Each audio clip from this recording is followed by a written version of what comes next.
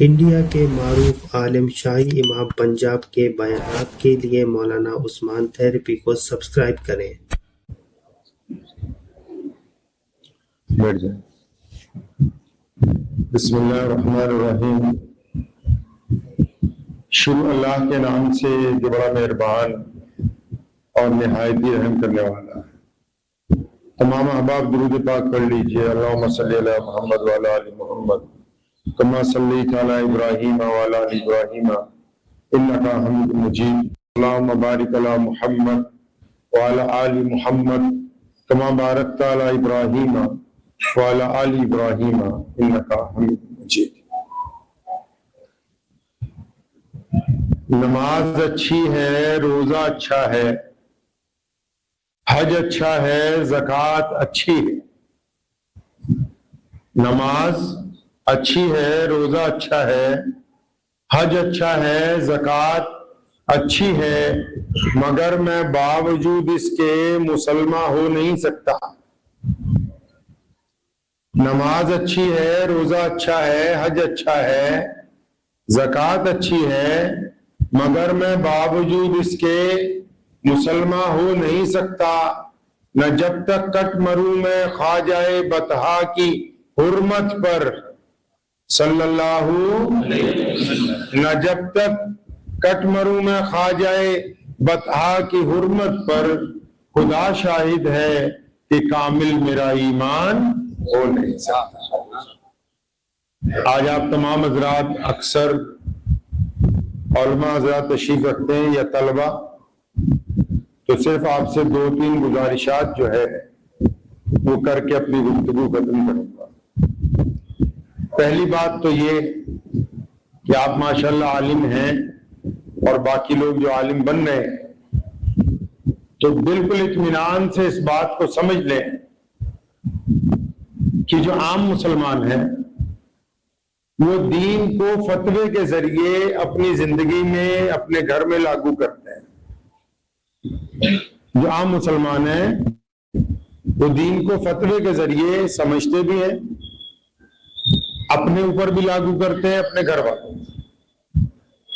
لیکن جو علماء ہیں وہ دین کو اپنے فہم سے، اپنے تدبر سے، اپنی سوجھ بوجھ کے ذریعے اس کو لوگوں کے درمیان قائم کرتے ہیں اور لوگوں کو دین کے ساتھ جوڑتے ہیں۔ اب دونوں کے جو کام کرنے کے طریقے ہیں وہ تھوڑے الگ ہیں۔ عام مسلمانوں کے طریقہ کار بہت آسان ہے، علماء کے لیے بہت سی پیچیدگیاں، بہت سے مسائل، بہت سی باتیں، ان کو صحیح سمت لے کے جانا اور اپنی قوم کو اللہ اور اس کے رسول صلی اللہ علیہ وسلم سے جوڑ کے رکھنا، یہ ان کے آگے ایک چیلنج کی طرح ساری زندگی رہتا ہے۔ اس کے لیے پہلی بات تو یہ کہ جو عالم ہے یا جو کل کو عالم بنیں گے آپ میں سے، ان کو نبی علیہ الصلوۃ والسلام کے طریقہ کار کو حرف بحرف قبول کرنا ہے اپنی ذاتی زندگی۔ آج کل کیونکہ اے آئی کا دور آ گیا ہے تو ہر آدمی کوئی محدث بن گیا ہے، کوئی مفسر بن گیا ہے، کوئی مفتی اعظم ہو گئے ہیں، کوئی شیخ الحدیث ہو گئے ہیں آن لائن۔ تو اس سے کیا ہے کہ ہر بندہ سمجھتا ہے کہ اچھے کپڑے پہنے اور پگڑی باندھی اور اس کے بعد شروع ہو گئے۔ نہیں، دین کی جو بنیاد نبی علیہ الصلوۃ والسلام نے رکھی ہے، اس میں جس کو انہوں نے مرکزی اہمیت دی ہے، یعنی میل کا جو پتھر ہے یا بنیاد کا جو پتھر ہے، اس کو کس چیز کو بنایا ہے؟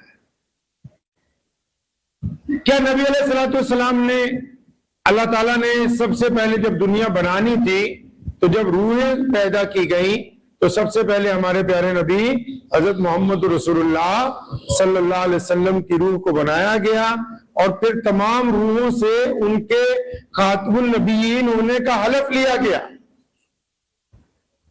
جب آدم علیہ السلام کا بھی ابھی وجود نہیں تھا تو جس ذات کا ذکر تب آیا جب کائنات میں کوئی تھا ہی نہیں،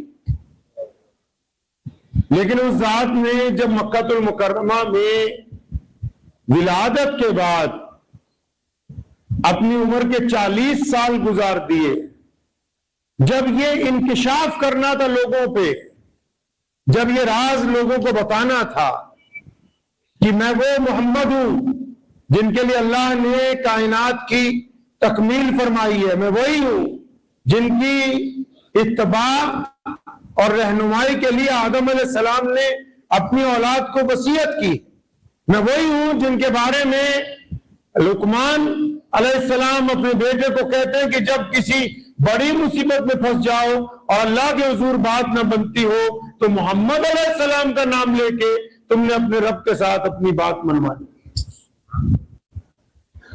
وہ نبی جن کو تمام انبیاء کی امامت دی گئی ہے،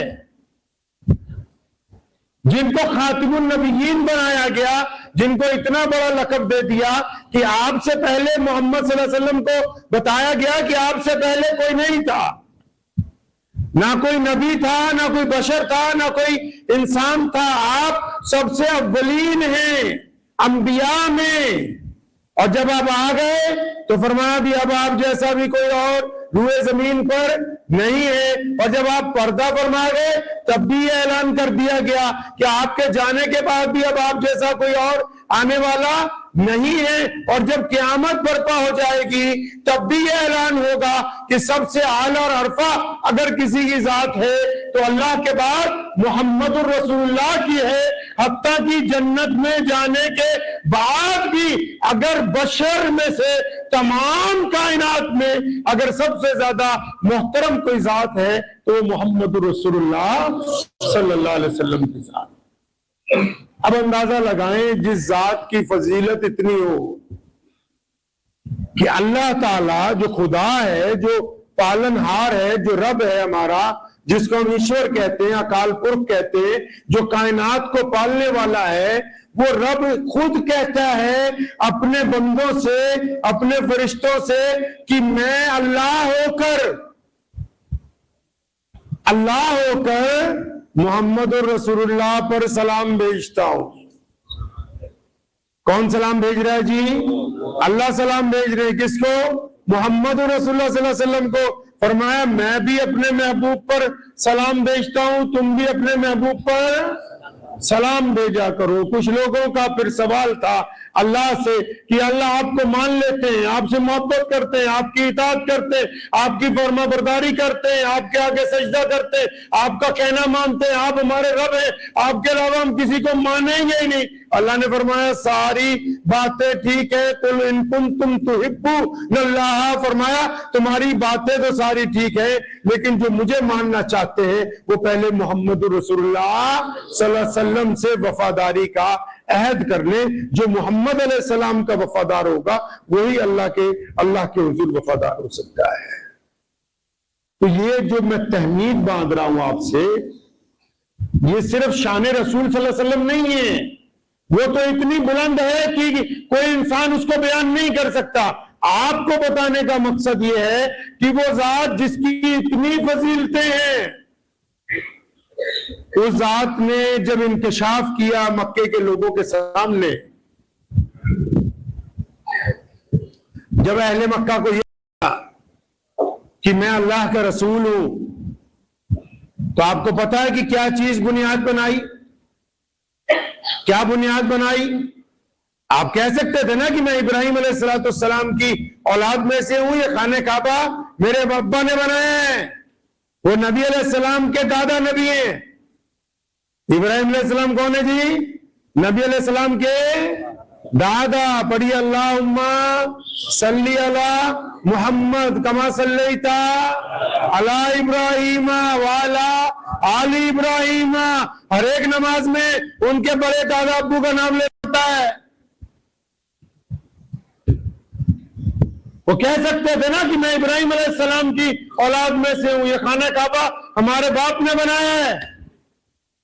وہ بتا سکتے تھے کہ میں دنیا میں سب سے معتبر ہوں، اور وہ کہہ بھی دیتے تو تب بھی لوگ یقین کرتے، لیکن انہوں نے ان میں سے کسی چیز کو اپنی گفتگو کے لیے بنیاد نہیں بنایا، بلکہ تمام مکے کے لوگوں کو اکٹھا کیا اور ان کو ایک مختصر سا سوال کیا کہ تمہارا میرے بارے میں کیا خیال ہے، تم مجھ کو کیا سمجھتے ہو، میں نے 40 سال تمہارے درمیان گزارے ہیں، میرا کردار کے بارے میں کیا کہتے ہو؟ اگر میں یہ کہہ دوں کہ پیچھے ایک دشمن ہے وہ آ کے حملہ کر دے گا، کیا یقین کر لو گے؟ کیا تمہیں میری ان باتوں پر یقین ہوگا؟ تو پورے مکے کے وہ لوگ جو ابھی مسلمان نہیں ہوئے تھے ان میں سے کچھ لوگ اٹھ کے کھڑے ہوئے کہ محمد صلی اللہ علیہ وسلم آپ تو اتنے پیارے ہیں، آپ اتنے اچھے ہیں، آپ اتنے نرم دل ہیں کہ آپ نے آج تک کبھی ایک لفظ بھی جھوٹ کا نہیں نکالا، آپ اگر اب کہتے کہ پیچھے دشمن ہے ہمیں یقین آ جائے گا۔ غریب مسکین اٹھے، اے پیاری صورت والے محمد صلی اللہ علیہ وسلم،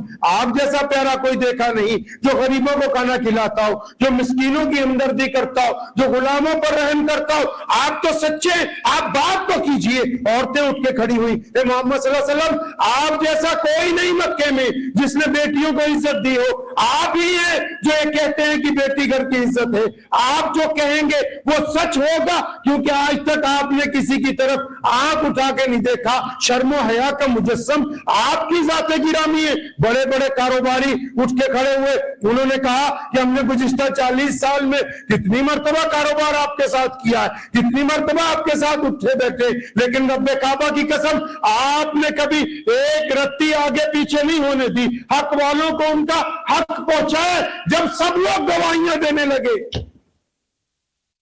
تو نبی علیہ السلام نے کہا سنو، اگر تم میرے کردار کی گواہی دیتے ہو تو سنو، تو پھر میں تمہیں اپنے ایک رب کی طرف بلاتا ہوں جس کی طرف سے مجھے آخری نبی بنا کر بھیجا گیا ہے۔ مولویوں، نبی علیہ السلام نے اپنی بنیاد کے اندر جو پتھر رکھا دین کی، وہ اللہ تبارک و تعالیٰ کی طرف سے دی گئی فضیلتیں نہیں تھی، انہوں نے اپنے کردار کی بات سب سے پہلے رکھی کہ آؤ ہمارے کردار کو دیکھو، اور اگر تمہیں لگتا ہے اور تمہیں یقین ہے کہ اس جیسا کردار کائنات میں کوئی نہیں، تو پھر آؤ میرے ہاتھ کے اوپر بیعت کر کے اللہ اور اس کے رسول صلی اللہ علیہ وسلم کے صحابی بن جاؤ۔ تو پتہ یہ لگا علم کے ساتھ کردار ضروری ہے، گھر میں کردار ضروری ہے، بازار میں کردار ضروری ہے، سیاست میں کردار ضروری ہے، کاروبار میں کردار ضروری ہے۔ اگر کردار ہی نہیں ہے پھر آپ اپنے کے جتنے مرضی ماہر بن جائیں، آپ آگے نہیں بڑھ سکیں گے۔ تو علماء کو سب سے پہلے اپنے کردار کے اوپر توجہ دینی۔ اکثر آپ نے دیکھا ہوگا بچے بھی بڑے بھی تقاریر کی تیاری کرتے ہیں۔ میں آپ کو راز کی بات بتاتا ہوں، ہمارے اکابرین بالخصوص حضرت مولانا حبیب الرحمن ثانی لدھیانوی رحمۃ اللہ علیہ فرمایا کرتے تھے کہ بیٹا جب گفتگو ہو تو پہلے اللہ سے مانگے کہ اللہ میں تو اس قابل نہیں جو آپ نے ذمہ داری عطا فرمائی ہے، آپ کی مدد ہوگی تو بات دلوں کے اندر آپ کی مدد اگر نہ ہوئی تو بات دلوں میں اترنے والی نہیں ہے۔ پتہ یہ لگا کہ ایک مقرر کو منبر رسول پر کھڑا ہونے سے پہلے جو حضور صلی اللہ علیہ وسلم کا مصلی ہے اس پر رات کو اٹھ کر سجدہ کرنا ہوگا، اللہ سے مدد مانگنی ہوگی، تب وہ اس مقام پر جا کے نبی علیہ السلام کی ترجمانی کر سکے۔ جن کی اصلاح کے لیے بات کریں گے ان سے اللہ سے مانگیں گے، پھر اللہ سے مانگیں گے کہ اللہ ہم نے اپنا کام کیا، آقا اصل کام تو آپ کا ہے، دلوں کو پھیرنے والی تو ذات آپ کی ہے، وہ ہماری نہیں ہے۔ اللہ سے جب مانگیں گے ساتھ میں اور پھر اپنے کردار کی طرف دیکھیں گے۔ سیدنا امام حسن رضی اللہ تعالیٰ عنہ سے کسی نے پوچھا حضرت میں یہ معلوم کرنا چاہتا ہوں کہ میں ایک نیک انسان ہوں کہ بد کردار انسان ہوں، تو اس کے لیے کیا طریقہ کار استعمال کریں؟ فرمایا یہ تو بالکل آسان ہے۔ فرمایا حضرت وہ کیسے؟ فرمایا جب تم تنہا ہوتے ہو یا رات کو اکیلے بستر پہ ہوتے ہو یا کہیں آپ اکیلے بیٹھے ہو، اس وقت کیا سوچتے ہو؟ کیا کسی کی بیٹی کے ساتھ زنا کا ارادہ سوچتے ہو؟ کیا کسی کے ساتھ ٹھگی مارنے کا ارادہ سوچتے ہو؟ کیا کسی کے مرنے کی دل میں دعا کرتے ہو؟ کیا کسی سے بدگمان ہوتے ہو؟ کیا کسی کے متعلق حسد رکھتے ہو؟ اگر ساری گندی باتیں ذہن میں آتی ہیں تو اس کا مطلب آپ ایک گندے انسان ہیں.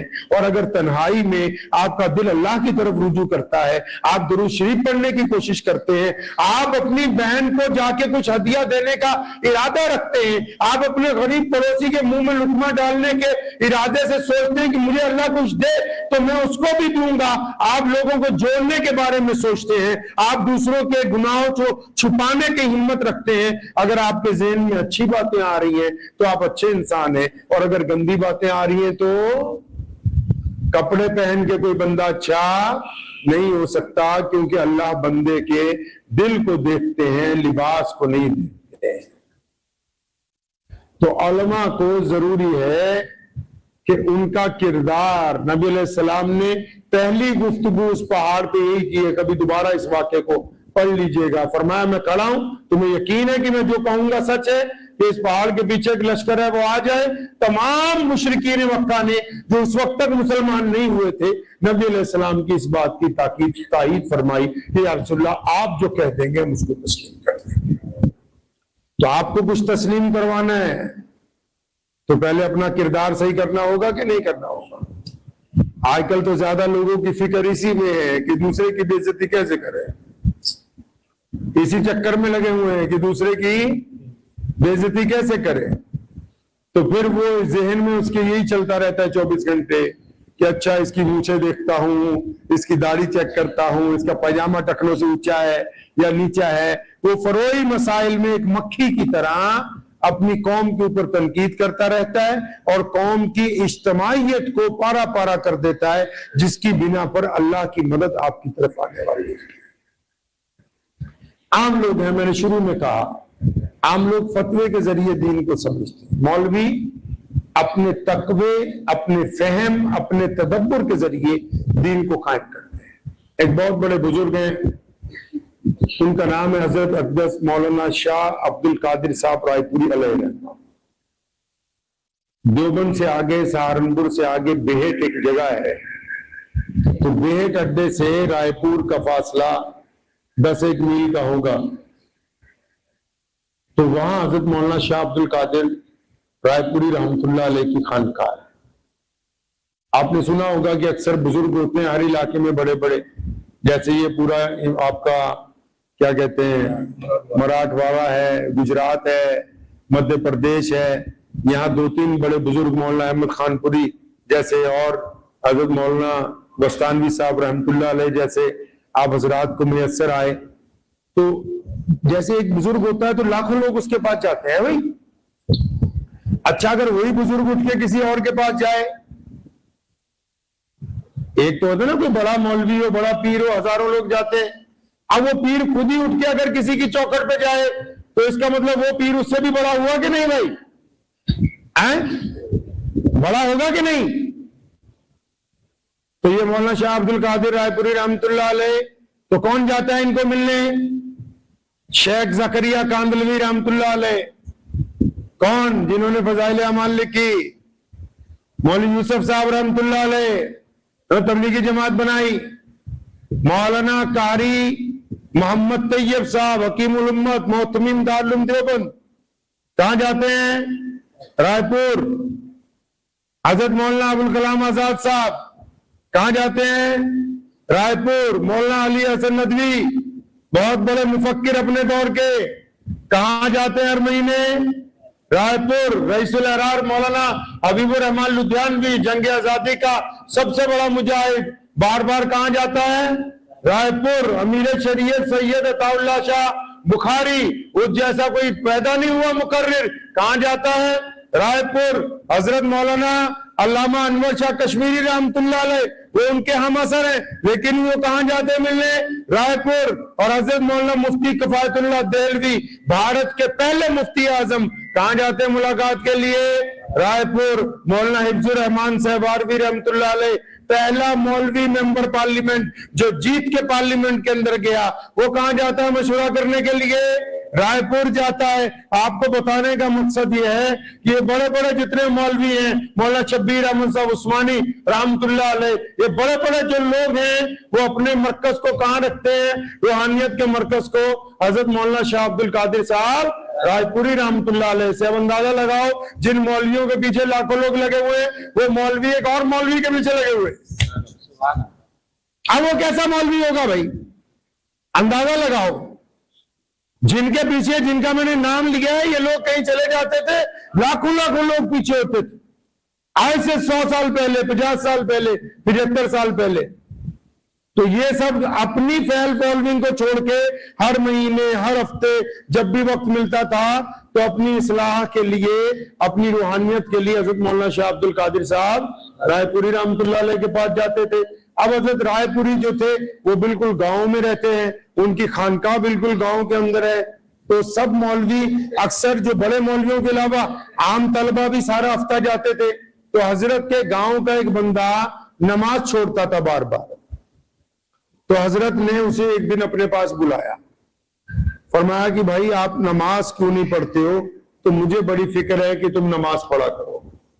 اب اس بندے نے کیا کہا؟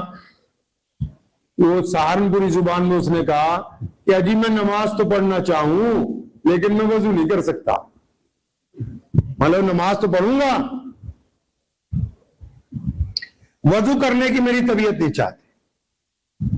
اب وہاں آج کل کے جو آپ کو پتہ ہی ہے، ابھی بات بعد میں ہوتی ہے، فتویٰ پہلے واٹس ایپ پہ آ جاتا ہے، ابھی گفتگو انداز بھی نہیں ہوتا، پتہ ہے جی پہلے اعلان کفر ہو جاتا ہے کہ فلاں بندے کو اسلام سے نکال دیا گیا ہے، فلاں کو اسلام میں ڈال دیا گیا ہے۔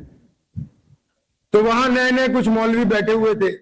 اب جب اس نے کہا کہ جی حضرت میں تو بغیر وضو کے نماز پڑھوں گا، تو وہ بیچ میں سے 2-4 مولوی بول پڑے کہ بغیر وضو نماز نہیں ہوتی ہے، اور شاعر اسلام سے انکار کفر کا موجب ہوگا۔ اگر کوئی بندہ اسلام کے دستور کی چیزوں میں سے انکار کر دے تو خارج اسلام۔ تو حضرت رائے پوری رحمۃ اللہ علیہ، اللہ نے ان کو بہت بڑا مرتبہ دیا تھا، جن کے پاس اتنے بڑے بڑے لوگ جاتے ہیں، تو علماء کی طرف مسکرا کے پوچھا ہے میرے بچوں یہ بندہ میرے پاس آیا ہے، میں نے بلوایا ہے کہ آپ نے بلوایا ہے؟ بولے حضرت آپ نے بلوایا۔ بولا پھر مجھ کو بات تو کرنے دو۔ اب وہ بات شروع ہوئی، پوچھا بھی کیا کرتا ہے، کہاں رہتا ہے، نماز کیوں نہیں پڑھتا۔ جب مدعے پہ آ گئے تو حضرت نے کہا وعدہ کر لے تو نے میرے ساتھ نماز پڑھنی ہے کچھ دن تک۔ کہنے لگا وعدہ تو کر لوں گا پر میں وضو نہیں کرنے کا۔ تو حضرت نے آگے ہاتھ بڑھایا، فرمایا چل پکا وعدہ کر، تو بنا وضو کے ہی پڑھنا ہے، پڑھنی میرے ساتھ ہے۔ عالموں کے سرپرست ہیں نا، بڑے عالم ہیں نا، ان کو پتا ہے کہ دین کیسے قائم کرنا ہے، ان کو یہ تمیز ہے کہ دشمن میں اور دوست میں فرق کیا ہے۔ ابھی میرے پاس ایک بہت مطلب اپنے حساب سے بہت بڑے مولوی ہیں، وہ آئے تو انہوں نے مجھے آ کے کہا میں نے فلاں فلاں فتویٰ پڑھا، فلاں فلاں لوگ جو قادیانیوں کے ساتھ ملتے جلتے ہیں بس وہ اسلام سے خارج ہے، ان کا رگڑا پھیر کے باہر کرو بس ان کو اسلام سے۔ تو یہاں اب انہوں نے فتویٰ بھی دے دیا، تو حضرت نے ان کو سمجھایا، تو اس سے وعدہ لیا کہ بھائی تو نے نماز کہتا نہیں بنا وضو کے، میں چل بنا وضو کے آ جا۔ اب انہوں نے وعدہ کرنے کے بعد ظہر کی نماز حضرت کے ساتھ بغیر وضو کے پڑھی۔ اب دیکھو جو اللہ والے ہوتے ہیں وہ صرف اپنی زبان نہیں استعمال کرتے، وہ اللہ سے پھر دعائیں بھی مانگتے ہیں۔ تو بغیر وضو کے اس نے ظہر پڑھی، عصر کی اذان ہوئی بغیر وضو کے پڑھی، مغرب کی اذان بغیر وضو کے نماز حضرت کے ساتھ پڑھی۔ تو جب عشاء کا وقت ہوا تو وضو خانے پہ بیٹھا وضو کر رہا تھا، کسی نے جا کے کہا کہ تو کہتا تھا کہ میں بنا وضو کے نماز پڑھا کروں گا، میں تو نماز کے اندر وضو کروں گا ہی نہیں، یہ تو کیا کر رہا ہے؟ کہنے لگا یار اب میں کیا کروں، اس مولوی نے جب نماز پڑھانے لگا ہی دیا ہے تو سوچتا ہوں وضو کر کے صحیح طرح پڑھ لوں۔ اب اگر اس کو بھگا دیتے تو وہ مستقل گمراہی کے اندر چلا جاتا۔ جب کوئی اپنا بگڑ جاتا ہے، جب کوئی جس طرح آپ کے جسم کا کوئی اعضاء اگر خراب ہو جاتا ہے تو کیا آپ اس اعضاء کو کاٹ کے جسم سے علیحدہ کر دیتے؟ آپ زندگی کے آخری سانس تک مکمل کوشش کرتے ہیں کہ اس جسم کے اس اعضاء کو کس دوائی کے ذریعے، کس ملم کے ذریعے، کس طریقہ کار کے ذریعے، کس کی دعا کے ذریعے، کس کی ہدایت کے ذریعے ہم اپنے دوبارہ صحت مند طریقے کے ساتھ آگے لے کے آ جائیں۔ تو اس بات کو ذہن نشین کر لیں۔ ختم نبوت کا محاذ ہو، دین کا محاذ ہو، لوگوں کو ہمیشہ ہم نے دو زمروں میں دیکھا ہے، جو ہم میں سے متاثر ہو گئے ہیں، جن کو تکلیف ہو گئی ہے، ان کو حکمت کے ذریعے، محبت کے ذریعے، تعلقات کے ذریعے، عمل کے ذریعے، کردار کے ذریعے واپس اسلام کے ساتھ لے کے آئیں گے۔ لیکن جو ابدی دشمن ہیں، جن کا شروع سے ہی ہم سے کوئی تعلق نہیں رہا، اگر وہ یہ سمجھتے ہو کہ یہ ہمارے ساتھ نرمی کریں گے یا ہماری کسی بات کا جواب دینے کے اہل نہیں ہے، تو یہ ان کی غلط فہمی ہے۔ اسلام کے پاس اپنی سچائی کی تمام دلیلیں موجود ہیں، لیکن وہ مخالفوں کے لیے ہیں، وہ اپنے لوگوں کے لیے۔ تو ذہن نشین کریں، نبی علیہ السلام جن کے آپ وارث ہیں، ان کے پاس ایک بڑے قبیلے کا سردار آیا۔ اس نے کہا یا رسول اللہ صلی اللہ علیہ وسلم، آپ اللہ کے سچے نبی ہیں، مجھے یہ بات پتہ لگ گئی، لیکن میں تو بڑے قبیلے کا بڑا آدمی ہوں، 4-5 گناہ کرتا ہوں، تو آپ کے ساتھ لگنا بھی چاہتا ہوں، لیکن ایک وقت میں 4 گناہ نہیں چھوڑوں گا، بیک وقت سارے گناہ نہیں چھوڑوں۔ ابھی مجھے اس بات پہ خوبصورت سی واقعہ یاد آ گیا، گزشتہ 6 مہینے پہلے کی بات ہے۔ کوئی خاتون آئی تو وہ اسلام سے بہت متاثر تھی، تو ان کو جو نالائق میرے پاس لے کے آیا، تو گفتگو چل رہی تھی بھی کس طرح ہم دین میں آئیں، کس طرح اصلاح ہوگی، کس طرح چلے گا۔ تو اس کو کہنے لگا سن، اگر تو نے برقع نہیں نہ کرنا پھر تیرا کوئی حساب نہیں۔ ابتدا بھی ابھی تو ان کو دین کا الف بے بھی نہیں پتہ لگا، نہیں سمجھے تو، لیکن کیونکہ یہ عام آدمی ہے تو اس نے اپنا فتویٰ دینا پہلے ہی مناسب سمجھا کہ میں پہلے اپنا فتویٰ جو ہے وہ اس کے اوپر رائج کر۔ تو نبی علیہ السلام کے پاس وہ جو بڑا قبیلے کا سردار آیا، تو اس نے 4 باتیں کہی کہ اللہ کے نبی علیہ السلام، میں جھوٹ بولتا ہوں، میں شراب پیتا ہوں، میں زنا کرتا ہوں، اور مجھے چوری کرنے کی عادت ہے۔ آپ فرما دیں میں ایمان لے کے آؤں گا، آپ کے دست حق کے اوپر بیعت کروں گا، لیکن 4 گناہوں میں سے ایک گناہ پہلے چھوڑوں گا، پھر اگلے ہفتے ایک وقت نہیں میں چھوڑ سکتا۔ جس طرح سگریٹ پینے والے جھوٹ بولتے ہیں نا کہ جی میں ایک وقت نہیں چھوڑ سکتا، آہستہ آہستہ چھوڑوں گا، کیونکہ ان کی نیت نہیں ہے تو اس لیے آہستہ آہستہ کی بات کرتا ہے۔ جس نے کسی کا پیسہ نہیں دینا، اس کے پاس ہے، بولے نہیں تھوڑا تھوڑا کر کے دوں گا، کیونکہ نیت نہیں ہے نا، اس لیے تھوڑا کی بات کر رہا ہے۔ تو نیتیں جو پلٹ دیتے ہیں وہ نبی علیہ السلام کی ذات گرامی ہے۔ تو آپ صلی اللہ علیہ وسلم کے پاس وہ آیا، آپ نے کہا چل وعدہ کر لے۔ اس نے سوچا کہ شاید مجھے شراب سے منع کریں گے یا زنا سے منع کریں گے، یہ 2 خطرناک گناہ ہیں۔ نہیں، نبی علیہ السلام نے وعدہ لیا کہ ہم سے وعدہ کرو کہ تم آج کے بعد جھوٹ نہیں بولو گے، آج کے بعد جھوٹ نہیں بولو گے۔ اب اس نے وعدہ کیا یہ سوچ کے کہ بہت سستے میں نپٹ گئے، کام بہت ہلکا ہو گیا، کوئی مسئلہ نہیں ہے۔ اب وہ وعدہ کر کے نبی علیہ السلام سے اب نکلا ہے جب وہاں سے، اب سیدھا ہی ایک فاحشہ عورت کے گیا، علاقے میں شور ہو گیا کہ فلاں قبیلے کا سردار ایمان لے آیا ہے۔ اب جب اس کے دروازے پہ پہنچا تو کہنے لگی کیا مسلمان بھی ایسا کرتے ہیں؟ کیا تمہارے دین میں بھی یہ گنجائش ہے؟ کیا کوئی مسلمان یہ تصور کر سکتا ہے کہ نعوذ باللہ وہ کسی بد کردار عورت کے کوٹھے پہ جائے؟ اور اگر آ بھی گئے تم، اور کل کو نبی علیہ السلام نے بڑی مجلس میں پوچھا کہ فلاں گناہ تو نہیں کیا تھا، تو اتنے بڑے عہدے کا آدمی کیا لوگوں کے سامنے جھوٹ بولے گا؟ سچ بولنے کا وعدہ کیا، جھوٹ تو بول ہی نہیں سکتا، اب سچ بول کے کیا اپنی بے عزتی کروانی ہے؟ بات تو تیری بھی ٹھیک ہے۔ تو وہاں سے پیچھے پلٹا، اسی سلسلے میں باقی کے 3 گناہ چھوٹ گئے۔ علماء اپنی حکمت کے ساتھ گفتگو کرتے ہیں۔ اگر کوئی مولوی مسجد میں 2 گروہ بنا رہا ہے تو ابھی وہ پورا مولوی نہیں بنا ہے۔ اگر نمازیوں میں نا اتفاقی پیدا ہو گئی ہے تو اس کی حکمت، اس کا تقویٰ بھی اس مقام پہ نہیں ہے۔ अरे फलदार दरख्त तो झुका हुआ होता है, बड़ा आदमी तो नरम दिल होता है, वो तो सबको अपने साथ लेके चलता है। हमारे इलाकों में, पूरे भारत में मुसलमानों में बड़ी कमी क्या आई कि हमारे पास मुत्तफिका वाले बुजुर्ग नहीं रहे। मेरे इस लफ्ज को याद रखिएगा। जिस तरह अल्लामा इकबाल रहमतुल्लाह अलैह सुन्नी भी कहते हैं भी हमारा है इकबाल, देवबंदी भी कहते हैं इकबाल हमारा है, जमात इस्लामी भी कहती इकबाल हमारा है, अहले हदीस भी कहते हैं इकबाल हमारा है, देवबंदी बरेलवी कहते हैं इकबाल हमारा है। और अब आज के दौर में कोई इकबाल जैसा है जिसको ये तमाम फिरकों के लोग कहते हैं कि ये हमारा है? नहीं, क्योंकि इकबाल जैसा जिगर, उसके जैसा जज्बा, उसके जैसी मोहब्बत, उसके जैसी नबी अलैहि सलाम से अकीदत अब किसी मसलक के बड़े मौलवी के पास है नहीं। इसलिए कोई दूसरे मसलक का मौलवी, दूसरे मसलक का बंदा उसको अपने लिए मोतबर समझता ही नहीं है। ये सबसे बड़ी कमी है जो उनके बाद हमारे मुल्क के अंदर पैदा हुई है। आइमा अरबा को देख लें, ठीक है कि कोई हम्बली हो सकता है, कोई शाफी हो सकता है, कोई हनफी हो सकता है, लेकिन आइमा अरबा को देखे उनके कौल और फेल को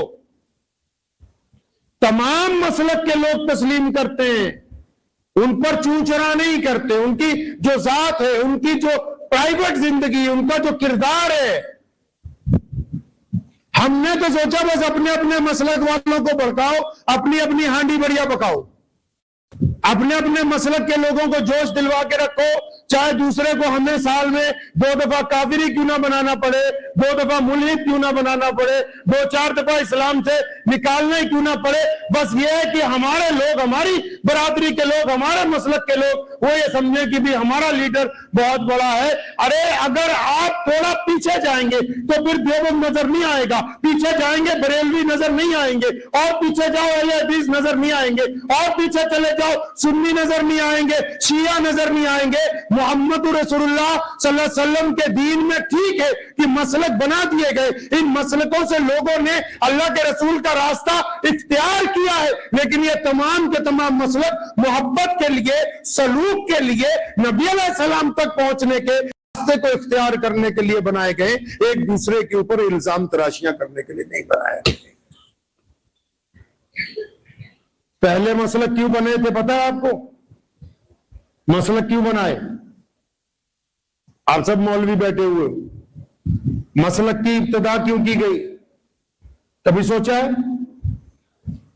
अल्लाह चाहते हैं।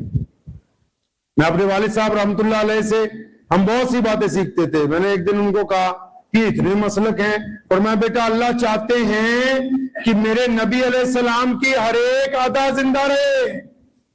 अगर उन्होंने कभी यूं नमाज पढ़ी है तो यूं नमाज वाले भी हो, और अगर ऐसे पढ़ी है तो ऐसे वाले भी हो। अगर दीन में इबादत पर जोर दिया, इबादत वाले भी हो। अगर आला कारोबार के मेयार की बात की तो उस ज़िमन में भी मुसलमान हो। अगर जद्दोजहद की बात की तो उसमें भी हो। अगर हक का इंसाफ के तराजू को लेकर निकले तो उसमें भी हो। अल्लाह चाहते हैं कि मेरे नबी की तमाम अदाएं जिंदा रहे, सलामत रहे। अलग अलग मसलक बन गए, किसी ने कोई अदा पकड़ ली, किसी ने कोई अदा पकड़ ली। अब इन अदाओं वालों को तो चाहिए था कि उन अदाओं की पैरवी करते हुए आगे को बढ़ते, दीन की इशाअत की बात करते, मुसलमानों के साथ गैर मुस्लिमों से मोहब्बत इस्तवार करते, गैर मुस्लिमों के दरमियान मोहम्मद रसूलुल्लाह के किरदार को पेश करते। लेकिन ये क्या हुआ? ये उधर चलने की बजाय आपस में ही टकराने लगे, ये आगे बढ़ने की बजाय एक दूसरे की टांगें खींचने लगे। इनको तो अब ये भी याद नहीं रहा कि मसलक क्यों बनाए थे। मसलक वो सीढ़ियां हैं जिन पर चढ़ के आप अल्लाह और उसके रसूल सल्लल्लाहु अलैहि वसल्लम तक पहुंच सकते हैं। लेकिन अब सबसे खतरनाक बात सुनो, आज के बयान की आखिरी बात। अब ये मसलक क्योंकि बहुत से निकट्टू लोगों के हाथ लग गए, सारे ही अच्छे नहीं है ना, मफाद परस्त बहुत आ गए। सबसे बड़ी कमी है कि हमारे पास मुखलिस लोगों की कमी है, मुखलिस लोगों की कमी। तो अब क्या मामला है? अब मैं आपको अपनी राय देता हूं। जरूरी नहीं कि आप मुझसे मुत्तफिक हो, लेकिन हालात यही है जो मैं आपको बता रहा हूं। हमारी राय यह है उम्मत को कि आप जिस मसलक में है ना, बस वहीं पे खड़े रहिए।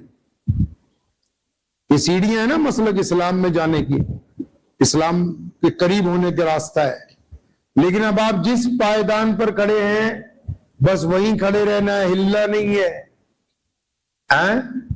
وہاں سے بالکل بھی ہلنا نہیں ہے، وہاں سے نگاہ اللہ اور اس کے رسول صلی اللہ علیہ وسلم کی طرف رکھنی۔ کیوں؟ پہلے یہ سیڑھیاں اندر کو جاتی تھیں، اب یہ سیڑھیاں باہر جا رہی ہیں۔ دیکھو تو صحیح مسئلے فتوے کہاں تک پہنچ گئے۔ کام مسلمان ہے وہ تراویح پڑھتا ہے، کچھ دن بعد اس کو کچھ مسئلے پتہ لگے، بولا بھائی 20 میں آج پڑھوں گا، پھر کچھ دن پتہ لگے، بولا حضور صلی اللہ علیہ وسلم تو پڑھتے ہی نہیں تھے، اپنے کو تو ضرورت ہی نہیں ہے۔ سمجھ رہے ہیں آپ بات کو میری؟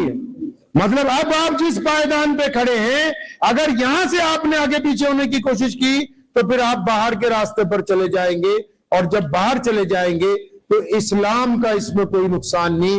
الا تنفروا يعذبكم عذابا علیما ويستبدل قوما غیرکم، اللہ فرماتے ہیں پھر ہم تمہاری جگہ کسی اور قوم کو اسلام کی دولت عطا فرماتے ہیں۔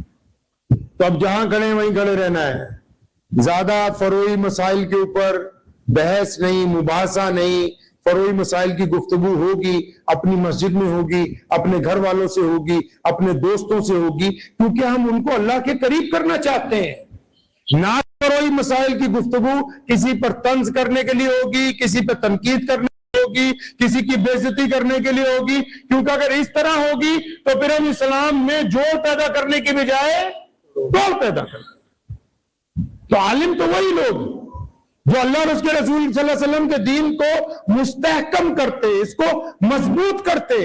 ہم کو اپنی ذات سے دیکھنا ہے کہ ہم لوگ کیسے، کس طرح ہم دین کا کام کرتے ہیں، کیا ہمارے اندر واقعی تبدیلی ہے، کیا ہماری وجہ سے لوگ اسلام کو پسند کرتے ہیں، یا ہماری وجہ سے لوگ اسلام کی نعوذ باللہ مخالفت کے اوپر اتر آئے ہیں۔